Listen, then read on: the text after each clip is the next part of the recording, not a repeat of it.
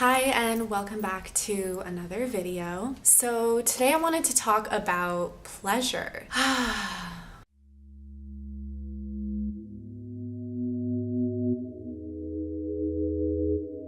Pleasure is something that I have been exploring through my journey with sensuality and confidence and self-development, but pleasure is kind of in a silo of its own that deserves special attention. If you follow me on Instagram, you may have seen that through the month of March, I've been doing a pleasure challenge. On International Women's Day, had this thought that it's a common struggle for women in particular to receive pleasure and allow themselves pleasure. I think it's a struggle for a lot of us, for everybody, regardless of gender and background and anything, because our society is so wired to put pleasure last or to give ourselves pleasure only if and when we deserve it. When we get our work done, when we've tended to everyone else in our lives. And even then, it's hard to actually take pleasure in things as opposed to maybe do things to cope or to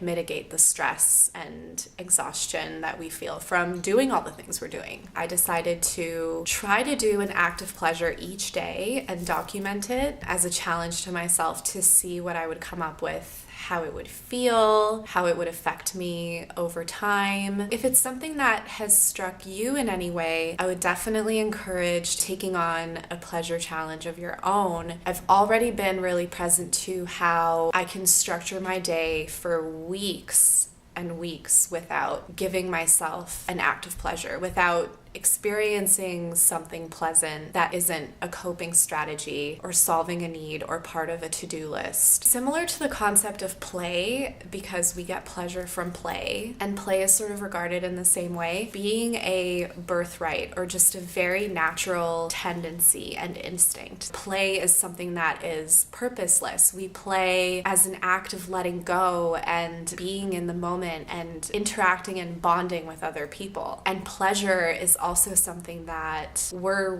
literally wired for. We are a pleasure-seeking machine, just the way that we're built sexually. And I think what's so crucial about a feeling like an orgasm or climax, let's say, is that you are fully letting go. You are fully releasing, you are fully submitting and giving in. And if you apply that concept of pleasure in a non-sexual way to different experiences in your life, something like play, you have to let go. That's why something like coming home from a hard day's work and doing things that simply feel good might not be an act of pleasure or quite the same thing. Those can just be soothing mechanisms. Acts of pleasure are something extra and beyond. They're like a treat. You can almost see it as a spiritual practice because you're conjuring up and finding these ways to give back to yourself. Now, there are so many different ways to tap into and experience pleasure that are so unique to who you are and what you find pleasant. And that's kind of where sensuality comes into play, because sensuality is a way of experiencing pleasure through your different senses. And it's like a roadmap to figure out more about who you are, what you gravitate towards, what you like, what you don't like, what you want more of, what you want less of. Anything that you do can be an act of pleasure. Anything that you do that feels good, even the act of washing dishes, can suddenly become pleasant if you are treating it like a mindful practice and you're feeling and enjoying, the sensation of the warm water on your hands. You can turn a lot of different experiences in your day-to-day life into acts of pleasure. I can take a bath and I can take my phone into the bath and just scroll on my phone the whole time, and then my bath hasn't really felt like anything at all, versus if I lit candles and played music, I can turn that bath into an act of pleasure that was otherwise something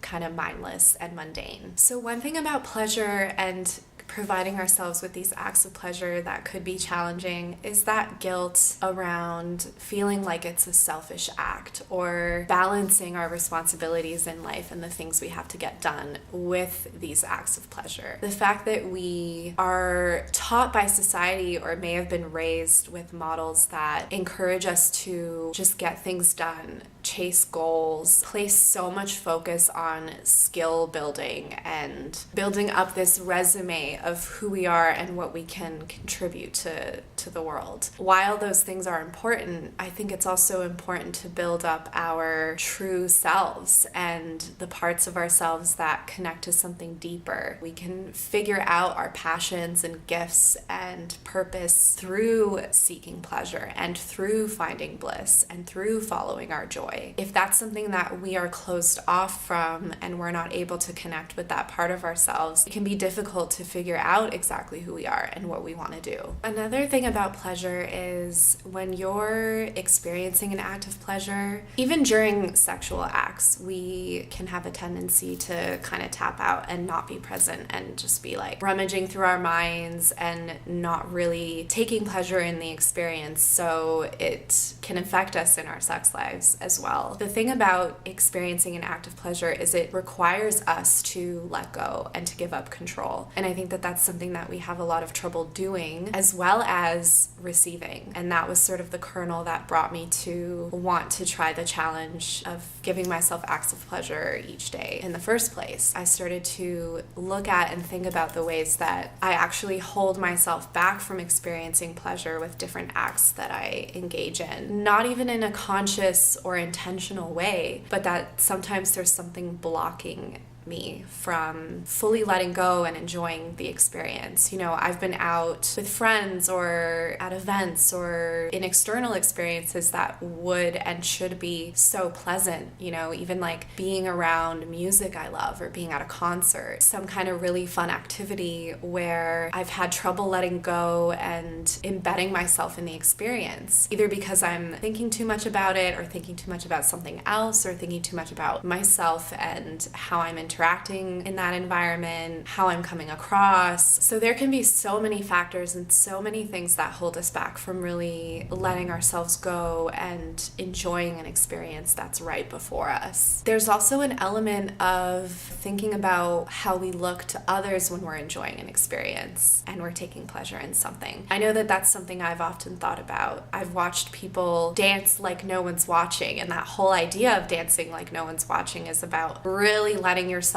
let go and enjoy the music without caring what you look like. And there's people who can do that. So sometimes we can hold ourselves back from really enjoying something because of how we might look if it's in a public place, or even when we're alone, we might feel weird letting go and really enjoying something. What's been kind of interesting about doing this challenge of finding an act of pleasure every day has been trying to think of what that act of pleasure might be. And some days I know exactly what it's going to be because it just pops into my mind, or I experience something that is already so pleasant, so I'm like, that's my act of pleasure for the day. And there are some days where I just can't think of anything and don't even want to give myself that treat. There can be long periods of time where we don't treat ourselves and we enter into this sort of self-punishment mode, or even just an avoidance of feeling good feelings because we're in a funk and we kind of want to stay in that funk, or we're processing and dealing with something that is hard to snap out of. So going from something like sadness or frustration or anger straight into an act of pleasure can be difficult and seem like too much of a jump or a contrast. What's been helpful for me in those moments is to think about something that might otherwise be really soothing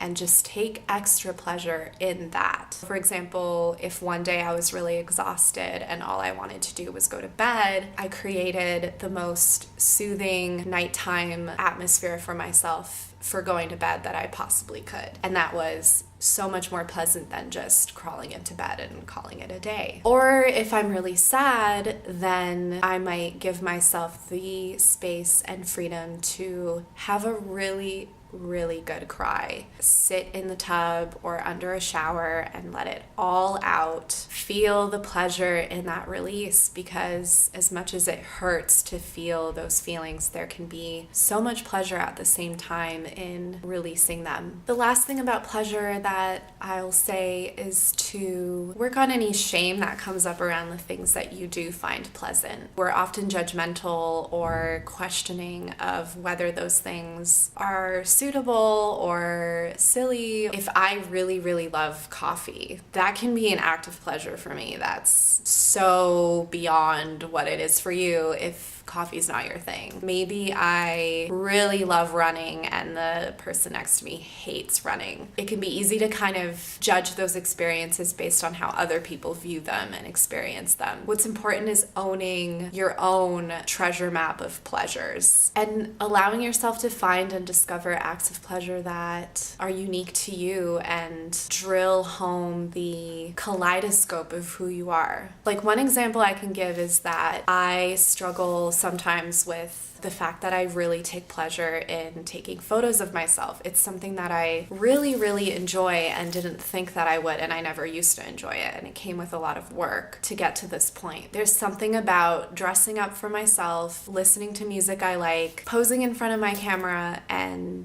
then reviewing those photos and feeling this love and appreciation for myself and my outer experience that I can fall into a judgmental space about, and I can call myself vain, and I can call it weird and selfish and overly focused on the external, but I know that I'm doing so much inner work through these experiences, and even if I wasn't, there's no need to judge what I take pleasure in. And if it's something that feels good and fuels my growth and development and sense of joy and fulfillment, then it's important for me to keep following that path. And we know the difference between something that brings us true pleasure versus something that brings us a sort of escapist or addictive type of pleasure. That's sort of at the slippery slope of exploring pleasure that is good to keep track of. You can take pleasure from smoking a cigarette and having a drink, but that may not be good for you at the end of the day. So there's a lot of self-awareness that comes into play with exploring pleasure as well. We can hinge onto that experience as something we want to be in